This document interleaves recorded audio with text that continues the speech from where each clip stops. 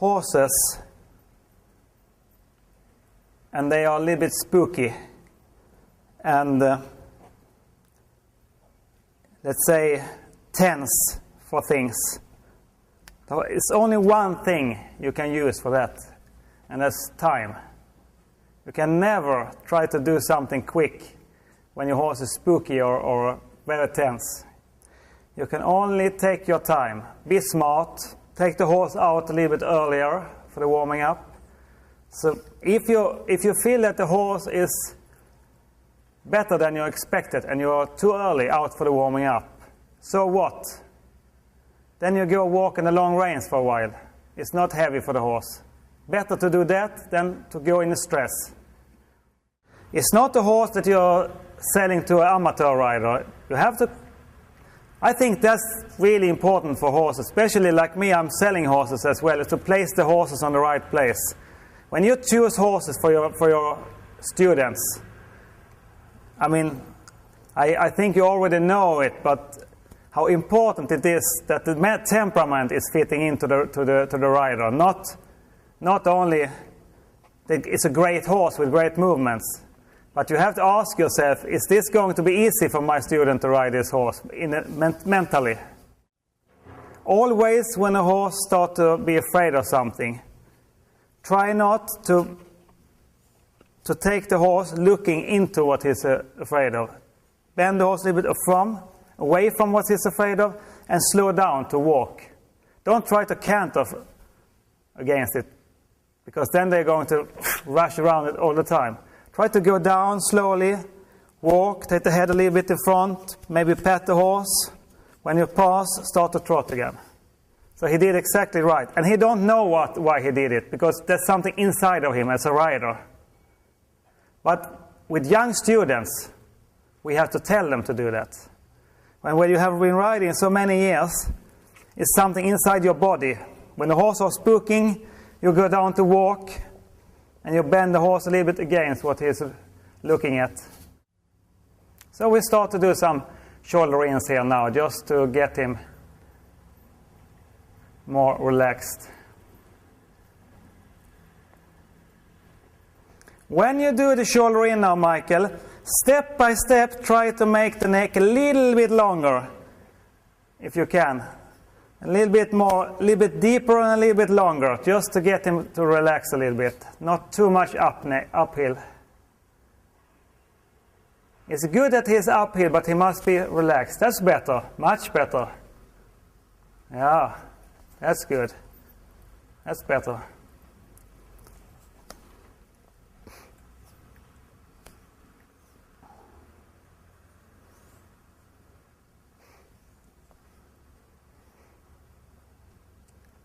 We give you some time to do this. Good.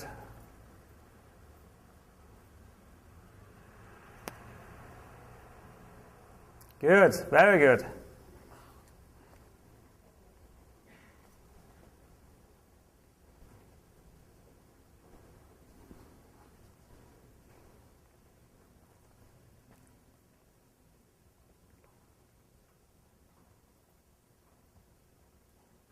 Good. And it was a little bit shaking there, but we were happy that he was going, passing the camera quite okay. Okay. Can trot on again.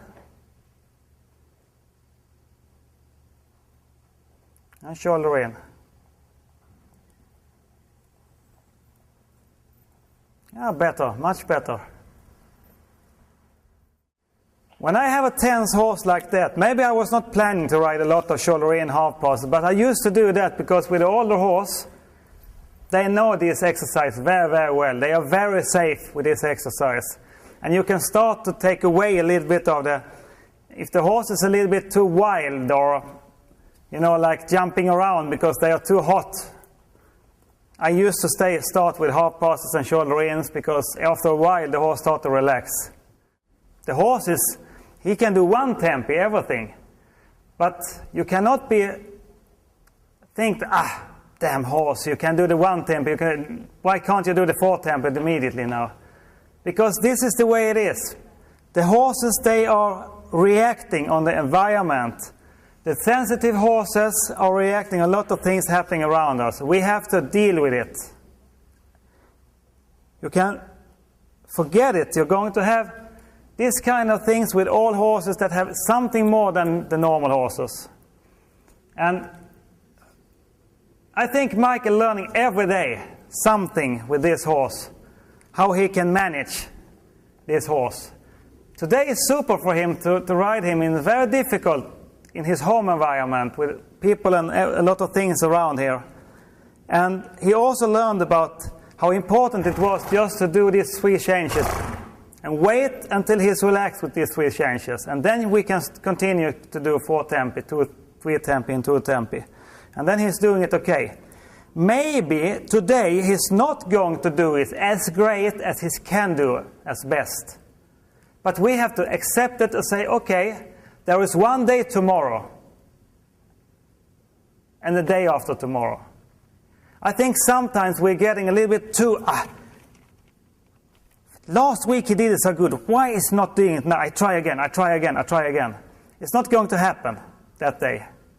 That's the way it is. You have to be happy that you could manage it, you learn something about it, and then there's a new day tomorrow. This is, I think, when I was young, I did a lot of these mistakes. Because when you're young, you're really, I must do it good today, you know. Sometimes you have to accept to do it okay this day. And then, next day, it's another day. Oh.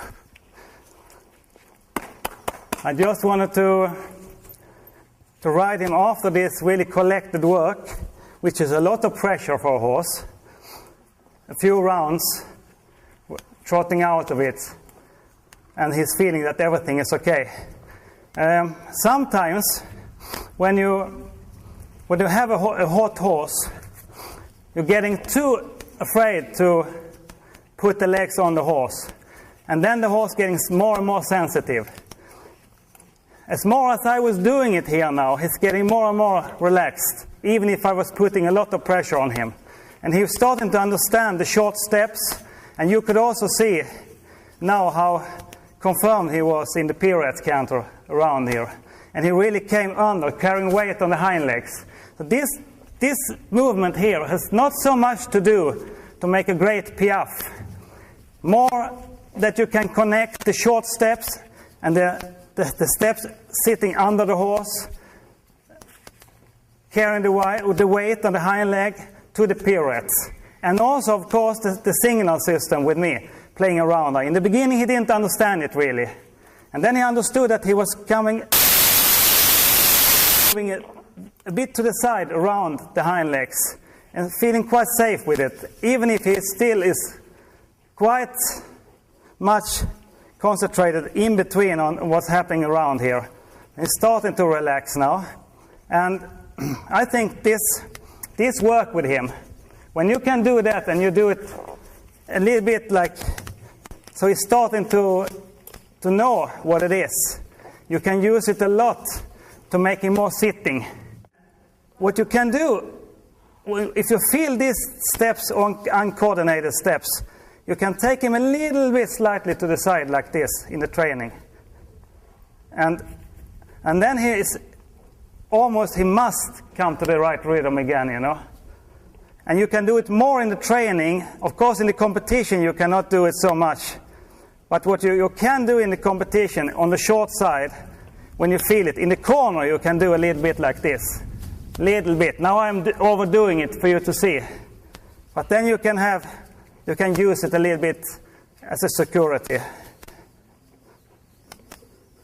I do it quite much now. And if I were you and when I was walking him, so I should work quite much to the side like this until he's relaxing.